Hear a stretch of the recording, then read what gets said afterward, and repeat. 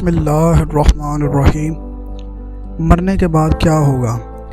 حضرت ابو ہریرہ رضی اللہ تعالی عنہ کہتے ہیں، رسول اللہ صلی اللہ علیہ وآلہ وسلم نے فرمایا، جب میت دفن کی جاتی ہے تو اس کے پاس دو سیاہ گہری آنکھوں والے فرشتے آتے ہیں۔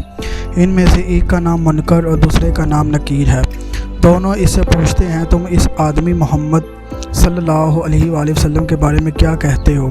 وہ وہی کہے گا جو دنیا میں کہا کرتا تھا، یعنی محمد صلی اللہ علیہ وآلہ وسلم اللہ کے بندے اور اس کے رسول ہیں۔ میں گواہی دیتا ہوں کہ اللہ کے سوا کوئی اعلیٰ نہیں اور محمد صلی اللہ علیہ وآلہ وسلم اس کے بندے اور رسول ہیں۔ دونوں فرشتے جواب میں کہتے ہیں، ہم سمجھتے تھے کہ تم یہی جواب دو گے۔ پھر اس کی قبر 70 در 70 ہاتھ فراغ کر دی جاتی ہے اور اسے روشن کر دیا جاتا ہے۔ پھر بندے سے کہا جاتا ہے، سو جاؤ۔ وہ کہتا ہے، میں اپنے اہل و عیال میں واپس جا کر انہیں اپنی مغفرت کی خبر دینا چاہتا ہوں۔ فرشتے جواب میں کہتے ہیں، یہ ممکن نہیں، بلکہ اب تم دلہن کی نیند جیسی پرسکون نیند سو جاؤ جیسے اس کے محبوب کے علاوہ کوئی نہیں جگاتا۔ چنانچہ وہ سو جاتا ہے، یہاں تک کہ اللہ اسے قبر سے اٹھائے گا۔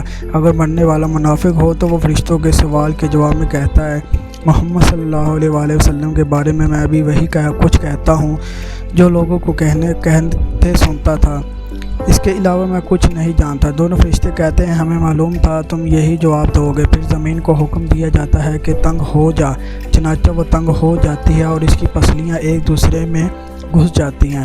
منافق اپنی قبر میں قیامت تک اسی عذاب میں مبتلا رہتا ہے۔ اللہ پاک ہمیں نیک عمل کرنے کی توفیق عطا فرمائے۔ پیارے دوستو، اپنا کمنٹس باکس میں یہ ضرور بتائیں کہ اگلی ویڈیو کس ٹاپک پہ بنائی جائے۔ تب تک کے لیے اللہ حافظ۔ Follow for more videos.